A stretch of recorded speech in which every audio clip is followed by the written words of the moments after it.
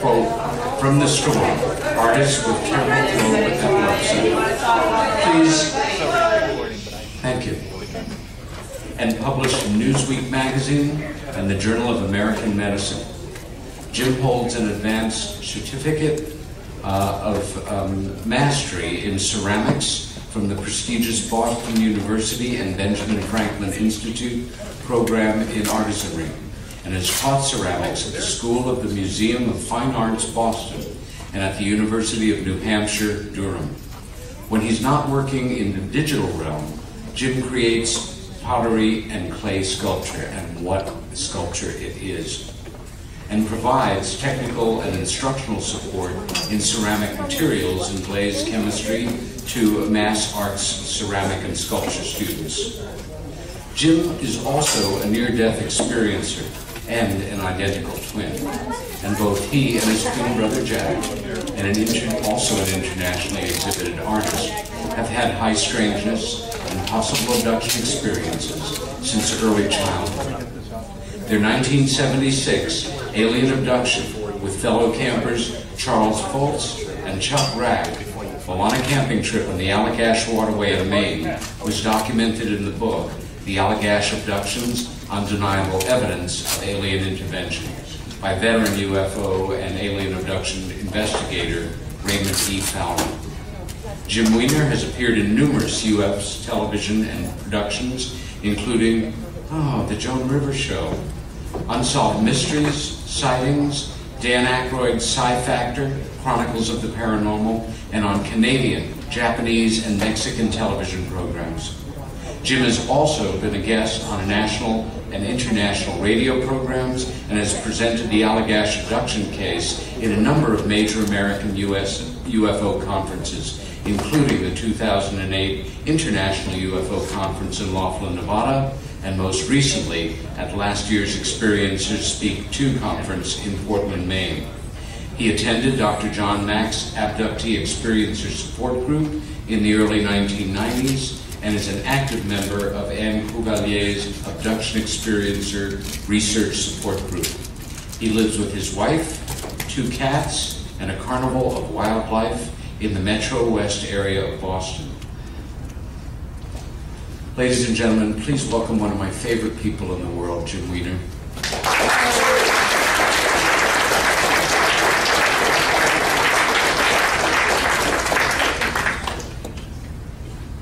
How's this? Can you all hear me okay? I'm a loud talker, so if I get too loud, give me a light sign.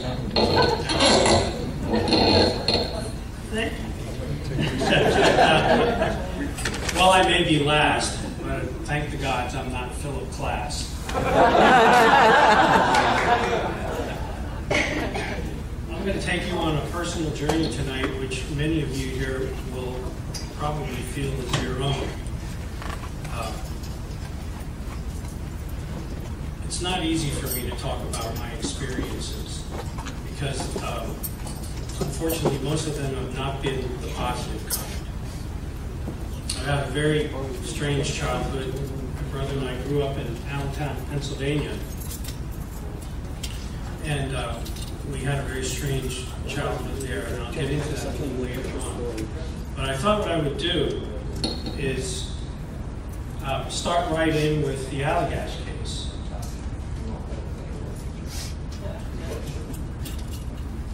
In 1976, my brother Jack and I, excuse me, were living in Boston, Massachusetts, at Coolidge Corner, if any of you are familiar with that area. It's in the Brookline. And we lived in 2 houses, actually, in the neighborhood for, in my case, 27 years. Is that my back?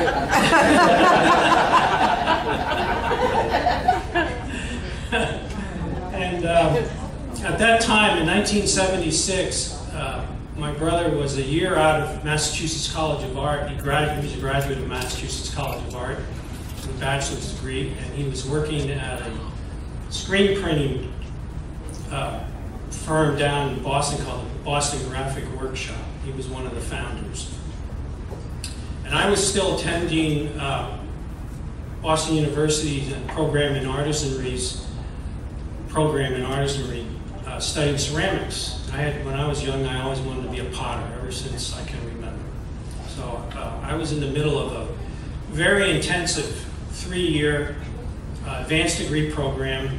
I studied with 2 amazing ceramic artists. One's name was Richard Hirsch, and the other one was Bill Sachs, who lives in still pots out in western Massachusetts.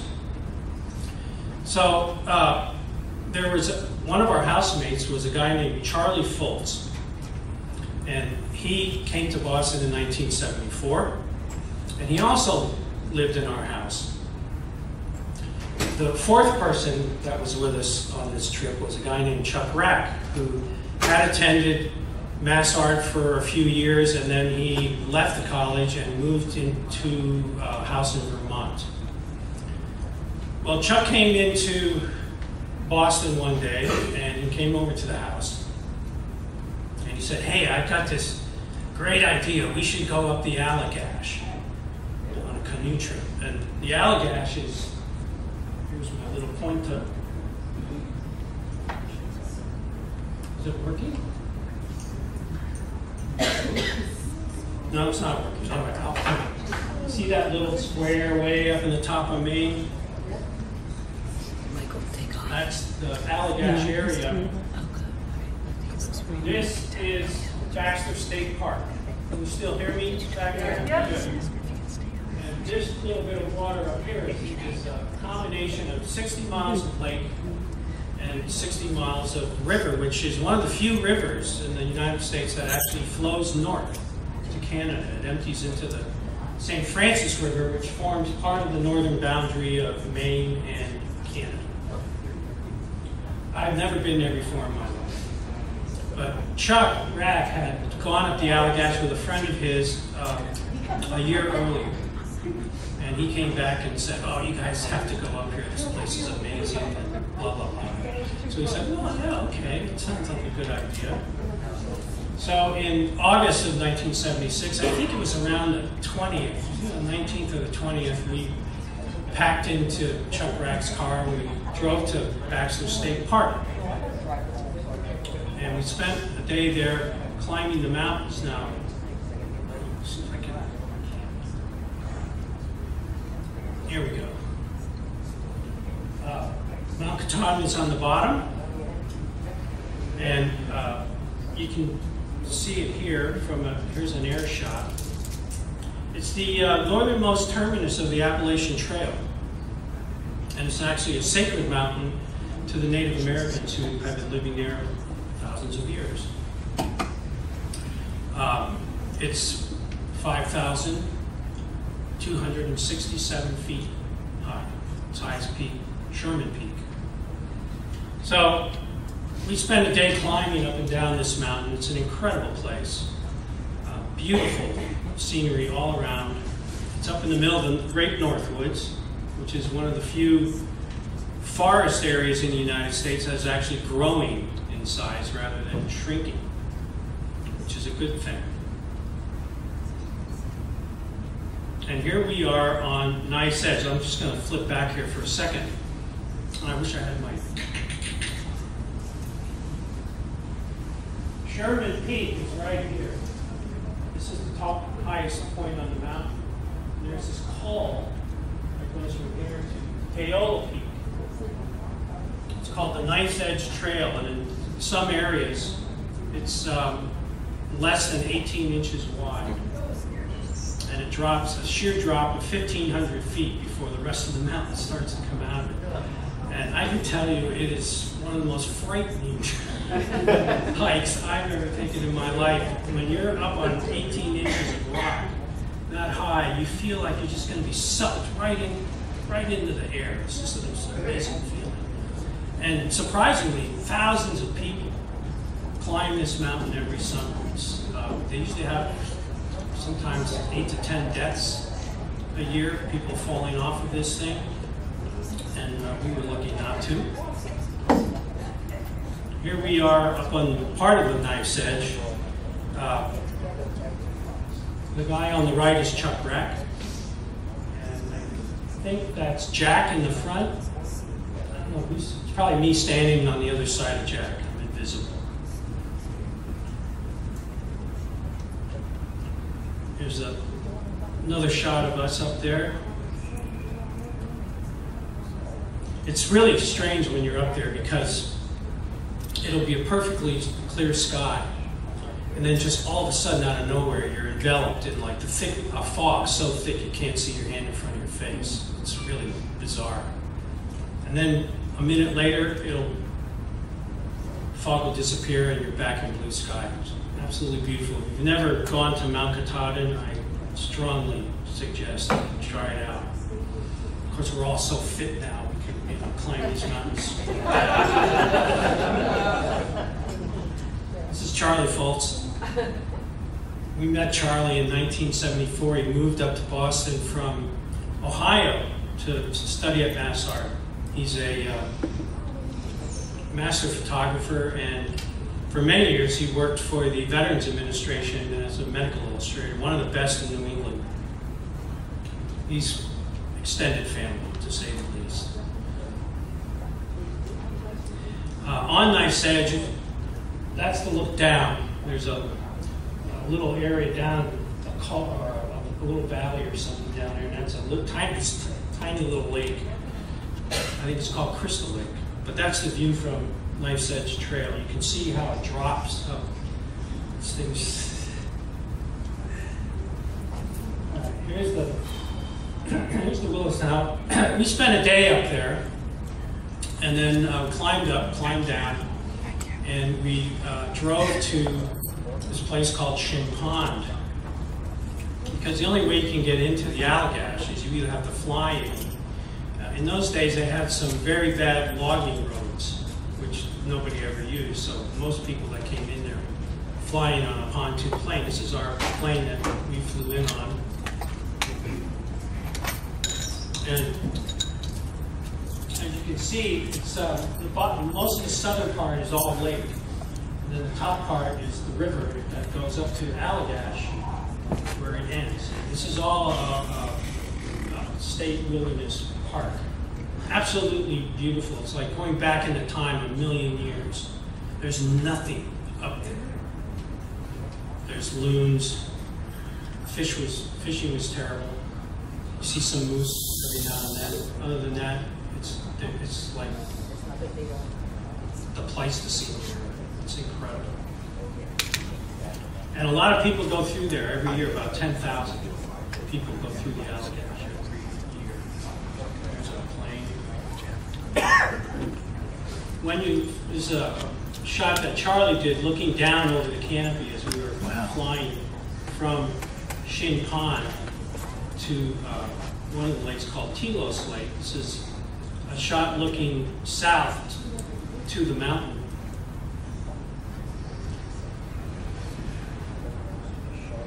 And when you land, and you usually land on Telos Lake, which is way down here. This part down here. It's called Telos.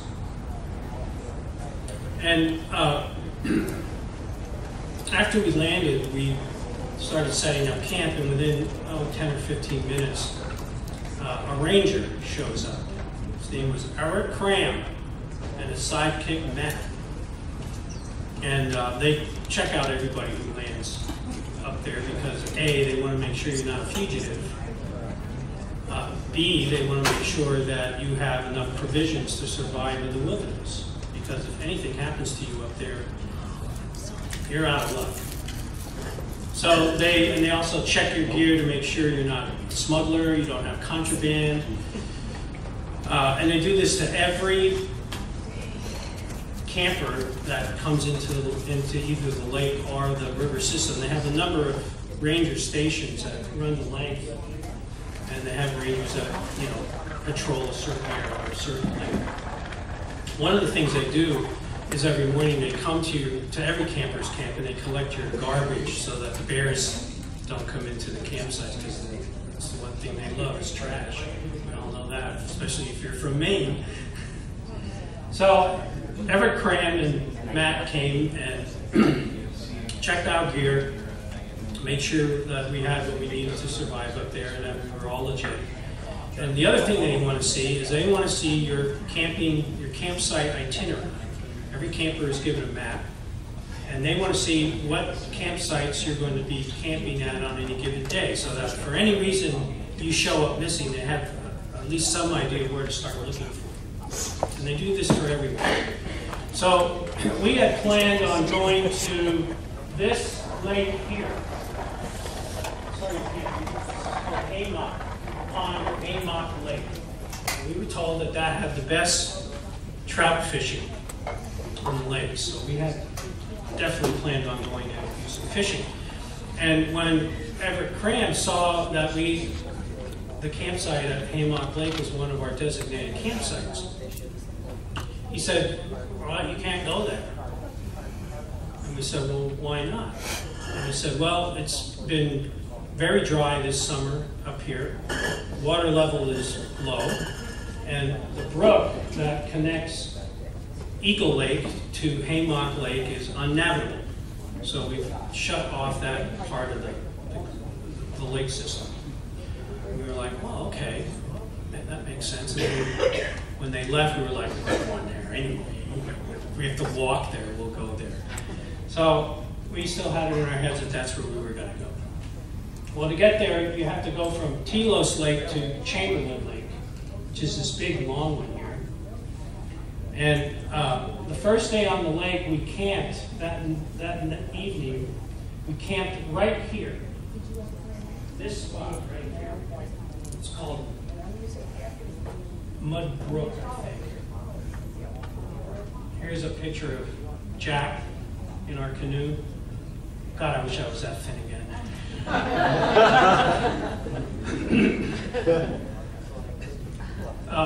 I should add that Jack and I are the consummate identical twins. We still look totally identical. If I walked out of this room and he walked in here, you would not know the difference.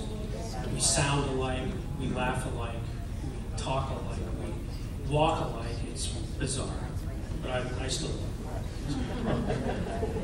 Here's me and Chuck Rack in our canoe. We had two 18-foot aluminum Grumman canoes, 2 in each. And this was one of our campsites. This is what your typical campsite looks like on the Allagash.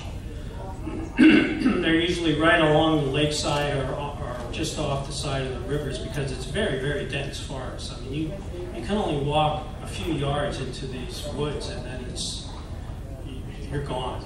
You disappear. So this is what one of our typical campsites look like. And this little pink area here is Mud Brook. We initially camped right here. There's like a little lid that comes out into the lake. And we tried setting up camp there, but it was so windy that we couldn't light a fire. So we decided to go just across. I mean, here they're almost touching, but there is some water in between here. We went to this campsite. And by that time, the sun was just starting to go down. And there were about 8 or 10 other campers that had set up tents. And just when we pulled into the campsite, it was dark now. And there were 2 gentlemen who were standing at the edge of the water looking with binoculars for their 2 sons. They had 2 sons, I think it was, who were still out on the lake somewhere. And they were worried that they wouldn't be able to find a campsite. But there was a fire going, so at least they had a beacon. And we were standing, everybody was like trying to see if we could spot these guys in this canoe. And one of the gentlemen said, "Wow, what's that over there?" And from where we were, it looked like maybe a couple of miles, maybe 2, 3, maybe 4. There was this round sphere of yellow light that looked like it was just above the treetops. From my perspective, it was moving from right to left, very slow over the treetops. And someone said, "Oh, well, that's a planet," but planets don't move like that. So I took out my binoculars and I focused in with my binoculars. And when I focused in, I noticed that it wasn't a star. It was this perfectly round, spherical light, and it had this weird yellow quality to it. It's hard to explain, but it wasn't. It didn't look like a regular light. And I thought, oh, that's pretty weird. What is that? Is that like a weather balloon or what is that? And all of a sudden, while I was watching it, it goes like that, just like an iris in a camera when it closes. It closes from the outside in. It just kind of vanished. And I thought, wow, excuse me, that's kind of strange. But you know, that I really didn't focus on it because we still needed to set up our campsite. So it was just some weird light we saw in the sky at that time. The next day, we paddled up Chamberlain Lake to this area here. We wanted to go to Allagash Lake. So we set up a camp just off of Chamberlain, and we tried to get up to Allagash on this little Allagash stream. But the water was so strong and so powerful, we couldn't paddle against it. We even got out of the canoes and tried poling, but we couldn't do it. So after half a day, I think we got to this little bridge here. It was about as far as we got. So we said, no, this isn't going to work. We'll go back and we'll head back down towards Eagle Lake, which is where we wanted to go. This is Eagle Lake right up here, this little pink circle. So we crossed over, went to Eagle Lake, and in the middle of Eagle Lake there's a fairly large island. It's called Pillsbury Island, which is where we wanted to set up camp, but then all the campsites were taken. So we went to probably the most obscure site on Eagle Lake, which is Smith Brook, right here. And that's where we set up camp. So after we set up camp, Chuck Rack and I went out to do some fishing, and all we caught was chubs. You know, chubs are like junk fish. And if you try to eat them, it just turns into muddy, like mushy water. They're inedible. And it just so happened that that day we had run out of the fresh meat that we practiced. So we decided to go out and do some night fishing, which is technically illegal up there, but when you're hungry and nobody's looking and you're in Maine, you know, it's okay. Well, at night in these lakes, it is so dark that you literally cannot see your hand in front of your face. It is black. And it's absolutely silent. There's no crickets, there's no frogs. You might hear a loon in the distance every now and then, but that's it. It's perfectly silent and velvet black. So we decided that we would build a campfire. This is what Eagle Lake looks like. It's kind of full of all these half-submerged trees. This was 26th of August, I think. So even at the end of August, the water was just freezing cold. And these are the actual pictures of Eagle Lake from Smith Pond campsite. So we built this fire to use as a beacon. We planned on going to the other side of the lake, which was about a mile wide. So we built a very large fire because we planned on being out there on the lake for 2-3 hours if we could get away with it. And we knew that unless we had a large fire, a slow burning fire, we'd never find our way back in that kind of night. So it was quite big. Flames were going as high as the ceiling.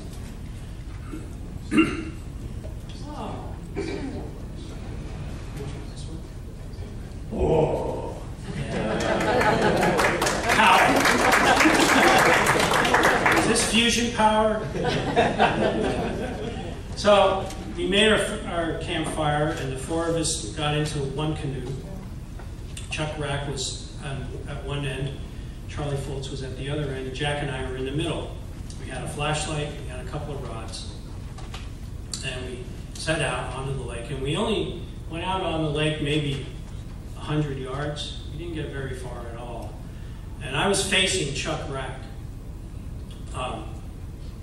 And all of a sudden, his face lit up, like somebody just nailed him with a deer light. And I thought to myself, oh no, it's the ranger. We're cooked. And Chuck's eyes got this big, and he was like, holy mackerel, what's that? And so we turn around and we look, and the bottom part of the lake, let's see if I can move along here. The bottom part of the lake was probably about 200 yards south of us. The lake runs north-south. This is what we saw. And this was actually done by, this is a watercolor that was done by Charlie Foltz right after we came back from the Allegheny. So this is how he remembered seeing this thing. It was a very large sphere, about the size of a two-story house. I'd say at least 80 feet diameter. It was very bright. When I saw it, I recognized it immediately as being the same light that we had seen 2 nights earlier, because the quality of this light was very, very strange. It had a roiling quality to it. I mean, somebody has told me, well, it was probably a plasma that was creating this. It moved. It was like it was alive. And it was very, very bright. I remember it being more of a yellowish white. In fact, here's how I remembered it. This is an illustration that I made. That's how it looked to me. This isn't a photograph. This is illustration done in Photoshop. All things. And you couldn't see anything solid in it. It was just this perfectly round sphere that was floating just over the treetops. No sound at all. We were downwind from it. Nothing. No whirring, no buzzing, no humming. Absolutely silent. And it was just floating over the trees. So we were sitting in this canoe thinking, wow, what the heck is that thing? It's not a helicopter. Are we here? Because it's so quiet up there, you can literally hear a conversation a quarter mile away if you're downwind. And there was no noise. So we sat in the thing thinking, well, okay, could it be a weather balloon? I've never seen that kind of light before. Just didn't seem like the kind of light that would come from a balloon. I mean, to me, it reminded me of the inside of a pottery kiln at what we call cone 10 or 2450 degrees Fahrenheit. If any of you have ever had the opportunity to fire a kiln to that kind of heat, and you look in these little holes in the kiln called peeps, that's what this reminded me of. A hot fire in a kiln. So 5 minutes went by. We decided, well, it's not a helicopter, it's not an airplane, it's not a balloon. What the heck is this? So I got the bright idea of signaling it with our flashlight. And Charlie Foltz took the flashlight and he squeezed off an SOS. Why he chose the SOS, I have no idea. But he ran off a quick SOS, and immediately, almost instantaneously, after the last dot, this came out of the bottom of this thing. And it was one of the weirdest kinds of lights I've ever seen. It was hollow. And you can see in the bottom ring on the water that it's a little lighter, where, like, if you could imagine it being a straw, the wall of the straw was where the light was, and inside of it there was no light. And it had this weird kind of quality to it, like when you see dust motes going through a beam of light in your house, you see that kind of swirly reflections happening. That's what it was doing. This was moving too. And it was this kind of bluish white color. So when that came out of the bottom of this thing and started moving over the water, and eventually it came right to our canoe, as Charlie Foltz likes to say, our our curiosity was satisfied. And we decided that whatever this thing was, maybe we should get off the water. Because we were, I mean, if you fall out of the boat and you get hung up on one of these half-submerged trees, you don't have much time before you freeze to death because the water was ice cold. So we decided we would hightail it out of there. And then as soon as we made that decision, this sphere dropped down over the water and started coming towards us. It wasn't coming real fast, but it was coming steady. So we decided to hightail it out of there. Unfortunately, Chuck Rack had the paddle to steer the canoe, and he wasn't using it. He was just kind of sitting in the back of the canoe staring at this thing, which I thought was a little odd because you would think common sense would say, let's hightail it to dry ground and deal with it there. But he didn't do anything, which meant that we couldn't steer the boat. We couldn't steer the canoe. And Charlie was trying to paddle, Charlie Foltz was trying to paddle as hard as he could, and Jack and I were doing this with our hands in the water. And I remember, in fact, Jack and I both kept looking over our shoulders to see where this thing was, if it was gaining on us, because we weren't going anywhere. And I remember looking back over my shoulder at Jack and thinking that this thing was going to be back there somewhere, and instead it was up there. And I remember thinking, that's it, we're not going to outrun this thing. Well, the next thing we remember is our canoe hitting the beach where our campfire was. We climbed out of the canoe, we turned around, and this thing was right over the water, maybe 20, 30 feet above the water. And it was sitting on this beam of light. Let me see if I can move through some more of these slides. This is a illustration that Jack did right when we came back from the Allagash. It was almost as if this thing was sitting on this beam of light. And I remember thinking, my God, that thing is close enough that if I threw a rock at it, I could probably hit it if I threw it hard enough. So that's how close it was. So it was big. It was big. It was 80 feet if it was an inch. And so we stood on the beach looking at this thing, and Charlie signaled it again with his flashlight, but it didn't respond this time. It just did nothing. And then all of a sudden, it did this thing again where it went, just imploded in on itself. And a second later, we saw it in the sky again, only further away, and the light beam was going up at like an angle. And then it winked out again. And then a second later, it winked back on, only it was further. And each time it would go off and come on again, it would be a little further away and a little bit higher. So it gave the impression of almost like walking up a staircase. That was the impression, kind of. Or sometimes, I know you're all Frisbee fanatics here.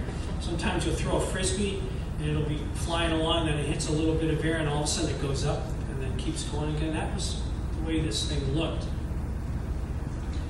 So it did that a few times, and after a couple of seconds, it was basically just a star in the sky, and it kind of banked off to the southwest and it disappeared over the horizon. Jack remembered seeing the same kind of colors I did. So did Charlie. Chuck Rack seemed to pick up other colors. I remember him saying that he saw reds and greens and yellows, and that they formed almost equilaterally, which divided the sphere into 4 quadrants. I don't remember seeing that at all, but that's what he claimed he saw. But to me, it was just this very, very bright white sphere. Totally silent when it took off. I mean, this thing was moving. It had to easily be going faster than the speed of sound, and there was no sonic shock. Nothing. Well, once it disappeared, we turned around.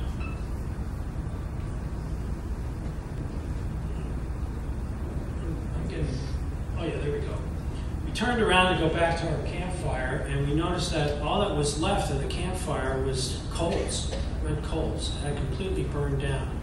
Now, from the time we left to go fishing to the time we came back, we figured maybe 15 or 20 minutes had transpired. Yet we built a fire to last 2 to 3 hours. But we didn't connect. We didn't think about that. We were like, oh, the fire's dead. Should we throw some more wood on the fire? And we were all like, no, I'm too tired. We were like, felt like we were totally exhausted. You would think that after seeing something like that close, you'd be up all night talking about it. All we wanted to do was go to bed. And in fact, I don't even think we got to our sleeping bags. We went and sat, it was a picnic bench. We went and sat at the picnic bench and we all passed out. So the next morning we wake up and then we're like, wow, what the heck was that thing anyway? You know, we were trying to figure out what this thing was. And a different ranger came to pick up our garbage. So we said, wow, did you see anything last night? And he was like, no, I didn't see nothing. So we described what we saw. And the first thing, Charlie Foltz was smoking a corncob pipe at that time. The first thing this ranger said is, if I were you, I'd stop smoking whatever you're putting in that pipe. So then he tried to convince us that it was a light from Millinocket. Millinocket is down here, 90 miles away. We're up here, and in between you is Mount Katahdin. So this ranger's going, well, they had this movie theater down in Millinocket, and they probably had one of these searchlights, you know, that they shine up in the sky, and it was bouncing off a cloud and coming down, and that's what you saw, you know. And we were like, what do you take us for? You know, and I could tell from the reading his face that this guy knew exactly what we were talking about, and that he was just feeding us a story. But my impression was he was not being honest with us. Well, we decided, okay, you know, if that's the way you're going to be, fine. So we continued up our journey up the lake system. This was a catamaran that we made. We were the first campers, according to one of the rangers in the history of the Allagash, ever to go up one of the lakes in a homemade catamaran. It's very cool. So we finished our trip, and along the Allagash there's some falls that you have to portage around, and then there's also a 2.5 mile stretch of rapids. In those days it was called Chase Rapids, and at some points in the rapids they're class 4, which is pretty serious stuff. Well, Jack and I had never done class 4 rapids, so we chose to portage. And right at the head of the rapids, there was a ranger station. And you could go to the rangers, and they'd put your canoe in the back of a pickup truck and portage you to the other end, and then you could get out and continue your journey. So I approached one of these rangers to ask him if he could portage us around. And he said to me, oh, you don't need to do that now. And I was like, what do you mean we don't need to do that now? He said, we have this big rainstorm come up through here about a week and a half ago.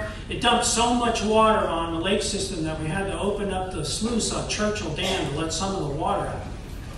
And I was like, wow, you know, that's kind of odd, because when we landed on Telos Lake, Everett Cram, Ranger Cram, told us that we couldn't go to Haymock because the water level was too low. And he looked at me and he said, you're one of them, ain't you? And I was like, one of what? He said, you're one of those guys that saw that spaceship. And I was like, spaceship? And he goes, yeah, you're one of those guys, aren't you? You just made that report about seeing that UFO. And I said, well, yeah, actually we are. And as soon as I said that, he turned his back to me and walked away and would not talk to me anymore after that. We had to go to another ranger and have them portage us around. One thing I forgot to mention was, and this is going to become more important later on in my account, is when we landed on Telos Lake. Remember, I said that the first thing that happens is you get checked out by a ranger to make sure that you have enough provisions to survive in the wilderness. Well, when we set up our camp on Telos Lake, this guy came in a canoe. He was probably in his late 20s, early 30s. I was 26 at the time. And he came up in his canoe. All he had was a canoe and a paddle. And the very first thing he said to us, I'll never forget this, he goes, geez, guys, I'm in a pickle. We were like, in a pickle? Okay, what's that mean? He said, well, you know, I came up here thinking that I would survive on fishing and but I haven't caught anything while I've been up here, and I don't have any food. And he didn't have a sleeping bag. He didn't have a tent. All he had was a canoe and a paddle. So we're like, how did this guy get up here? Why is he here? He shouldn't be here. But anyway, we were gracious and we said, yeah, sure. We got food. It's our first day on the thing, so we had tons of food.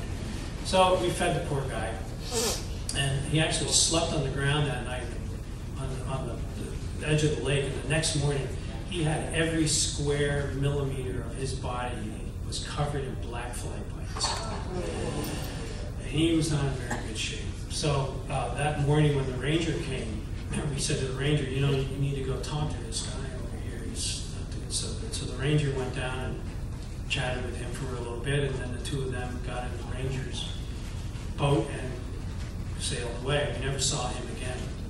But keep this little incident in mind because it becomes important later on. So anyway, we finished our canoe trip without incident. And on the last day, this is Allagash Falls, another place you have to portage around. On the last day, this guy shows up at a campsite. Harry Smith. He just walks out of the woods. And he says, hey, how's it going? And we're like, well, who are you? He said, well, my name's Harry Smith, and I'm a local up here, How was your trip? And we're like, well, yeah, it was okay, yeah. He goes, nothing happened while you were on your trip? And we're like, no, nothing happened. Charlie Foltz, Chuck Rack, Jack Mead, Harry Smith. I don't know where this guy came from. He just came out of nowhere. He started asking questions. But he was nice. He didn't press us. And that was our last day. So